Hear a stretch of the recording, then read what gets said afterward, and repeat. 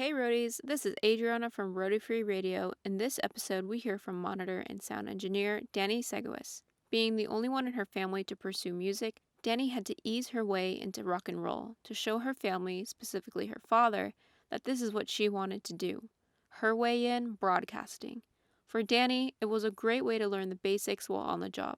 Today, she has taken those same experiences she learned on the job and puts it into all of her other gigs. Her piece of advice? You just have to go do it. If you want to hear more about Dani, make sure to check out the full episode number 112 from December 3rd, 2018.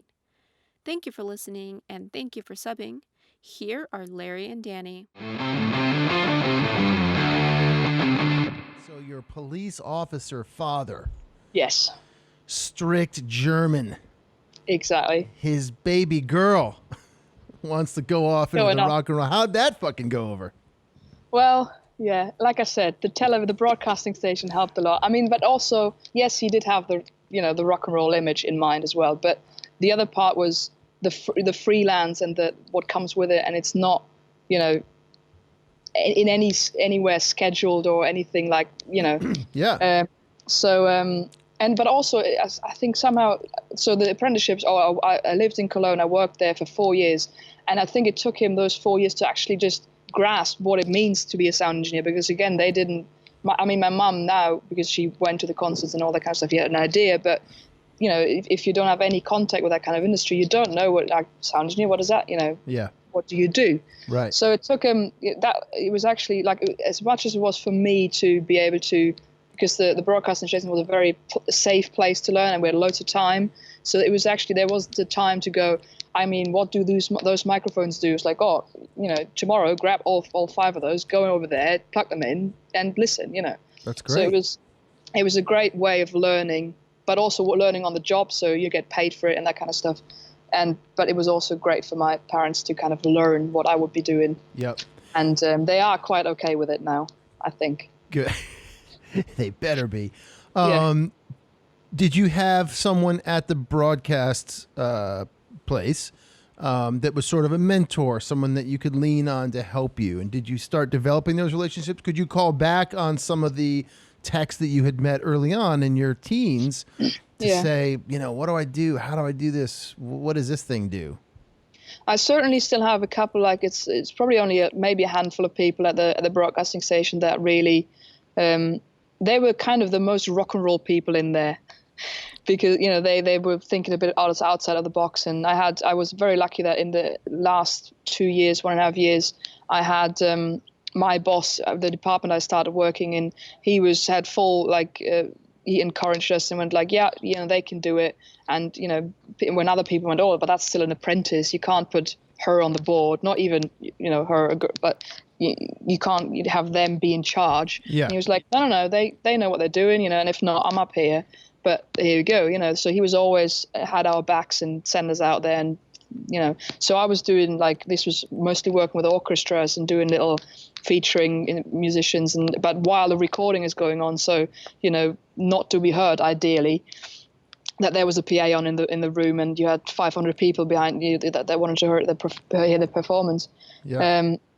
And then also the people that I met before that, this is probably even more so, the engineers I met when I was, like, between 13 and 18, I'm still in contact with most of those guys. And actually, like, I've got jobs from them now. And when I moved to England, the first job I got was because of the one monitor engineer that I've seen, right, when I was 13. And he was like, yeah, come over here and we'll get you working. Who is that? His name is Vernon McCullum. He used to work for Smokey as a monitor engineer. That's awesome. So this is the guy you saw at that show at 13. You're still in touch with, and he's hired you. Yeah. Love it. Love it. So tell me about moving to London. Right. So I didn't on purpose. I didn't move to London. I moved to Leeds, which is further up north. Sure. Right. I blew that one. Leeds. That one is okay. I mean, kind of everybody kind of goes to London, but I was looking for a university course to put on top of my apprenticeship, not so much because I thought I needed to, need a university course to do this job, because really I think that's not how you learn this job. You need to do it. Yep. However, German people are still very interested in certificates, and they love their pieces of paper, and I can do what I do. So I thought I'd do a university course, and so I get the certificate in the end, really. And if I go back to Germany and I want to work for a big company, I have the piece of paper. And I went to, so this is where my friend Vernon lives. He lives near Leeds, and I Googled some courses and I found some, and there was one in Leeds as well, and it kind of all fell into place. I visited the town. It was really, like, I liked it straight away. And I had another couple of friends living around there. So, and I got an offer from the university saying you can start studying here. And I went, well, it kind of all worked out that way. And it was literally a week after I moved that I got a call of a technical manager of a venue, which I've just visited, with Vernon, who said, I need an engineer for tomorrow. Are you free? And that was that.